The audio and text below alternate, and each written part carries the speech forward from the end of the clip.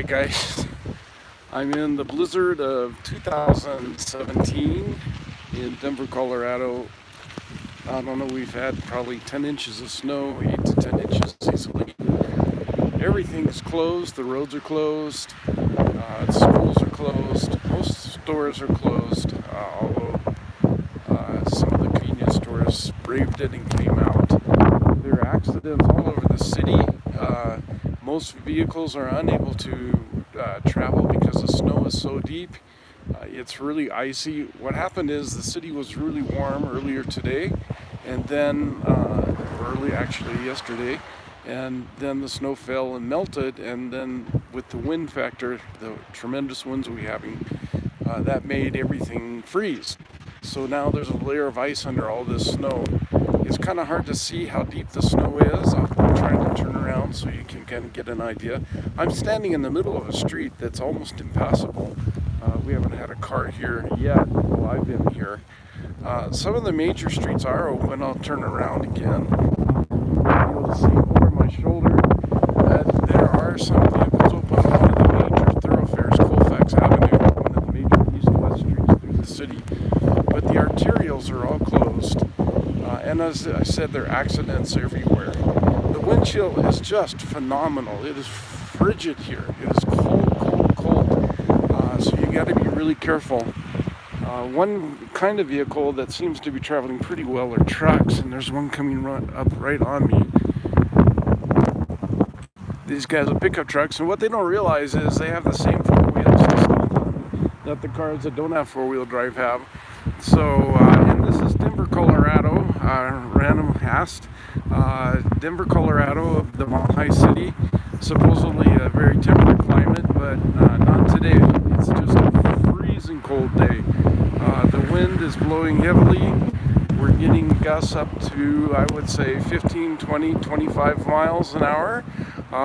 So it's a real good day to get inside if you can get inside. I am very bundled up and I'm still cold. Here in Colorado Springs, I'll bet it's horrible. Yes, Colorado Springs also got hit. Although the place that got hit even worse than where we are is eastern Colorado. The plains really got jammed during this storm. And all kinds of tips out about how to stay safe. If you slide off the road and you're not in your vehicle, then you should stay with your vehicle. And that seems counterintuitive. It seems like you should always go for help. But in a storm like this, your best shelter is your vehicle. They're also recommending that people go out with emergency kits so that if you get stuck, you slide off the road, you don't freeze to death. I remember during the history of Colorado when I was growing up, there was a couple that got caught out on I-76 northeast of Denver, and they froze to death because they didn't have a place. It's going to hit Nebraska real soon. You guys are going to find out what we've been through. And if you're a skier, you love this. There's tremendous powder in the mountains. It's a wonderful opportunity for the people who are in the mountains. I seriously doubt that I-70 is open right now. I-70 is probably closed. They're just unable to clear this amount of snow, inches and inches of snow, and it's wet, heavy snow, so it doesn't move easily. It takes a lot of power to get rid of it. So for those who are joining me, I'm in Denver, Colorado in a blizzard. These are true blizzard conditions. Very dangerous. Very dangerous for anybody that is out in it and can't find a place to be warm. They say there's a power outage in Monument. Wow, that's bad. If you have a power outage, I don't know what you would do because you just couldn't stay warm. You can tell I'm shaking even. I'm so cold, and I've only been out in this for a few minutes. I do have a safe place to be. A car just slammed on his brakes right in front of me. He decided not to come down this street. Obviously, he thinks he's not going to make it. If you don't have to be out today, the suggestion is don't be out. I had a compelling reason to come out today. The video being one of them, but also I had something I had to do. And so I could make the excuse that I should be out in this. But really, the majority of the people shouldn't be out. This is a very dangerous storm, and people can get hurt so easily.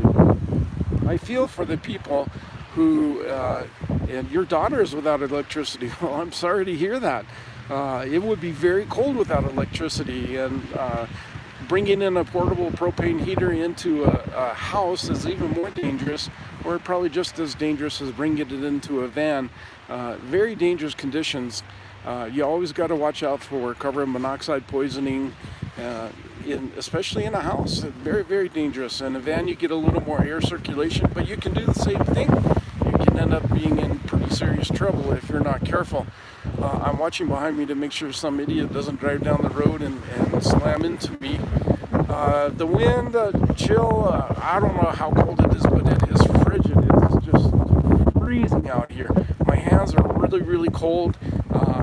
Wood stoves, you don't maybe have an electric blower if the electricity is out, but at least you would have the heat from the wood stove. And I've seen wood stoves in vans. I wish I had a wood stove on my van, and I don't. I know people, Michael Coughlin, who does a great van page, has a wood stove in his van, and he lives in Canada and stays perfectly warm all winter long. So sometimes it's a process. I'm finding that van life is a process.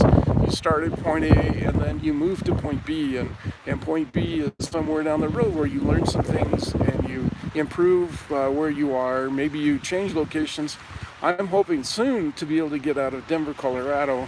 Unfortunately, I have some obligations here. Wood stove grizzly. Okay, well, thank you. I appreciate it. Someone suggested wood stove grizzly. Wow, it is just frigid out here. Just cold, cold, cold, cold. My hands are just freezing. To give you an idea, you know, it's hard to get a perspective when you're not there, when you just see somebody visually and you don't have all your five senses going. It is really cold because of the wind chill. I've been out in snow conditions before, and I have a super warm jacket on, and I'm still getting chilled. So that's how it is. Well, guys, this is Timothy Painter from Denver, Colorado. Hey, I want to say something. You guys have been so supportive of me, and I want to tell you how much I appreciate your support. Sometimes we come on here and we forget why we're here. Didn't mean to do that. So I think we're live back. Oh, here comes a guy who's going to barrel through. These are the really dangerous people. Very dangerous people when they go through that fast, and they're just trying to make sure they don't get stuck, but they're driving too fast for the conditions and they can spin out, and I don't want to be a victim of some idiot driving this car. Well, guys, I was just saying my thank you for all of you guys who have been here for me, and it means a great deal to me. I'm living a new experience in life. I'm an older guy. I'm 62 years old. And I thought I'd lived every experience possible. But the truth is, as long as we're on this earth, we have the opportunity to live a new experience. And I'm doing it right now. So I wanted to thank you all for tuning in. I'm not sure what else to tell you, except that if you're in the path of this terrible storm, take shelter, be careful, and God bless. Well, guys, we'll see you all soon. Bye. Oh, I'm live again. Well, so I survived that. I'm in my friend's four-wheel drive vehicle, so I can get warm and survive this. Wow, it's just been so cold out today and very dangerous for people who are out in this terrible storm. I'm going to get back to my home base, and I'm not going out on these roads until they clear them. We don't know when that's going to be, but it's going to be a while. It's just a really, really dangerous place to be. People are driving. The problem is the other drivers.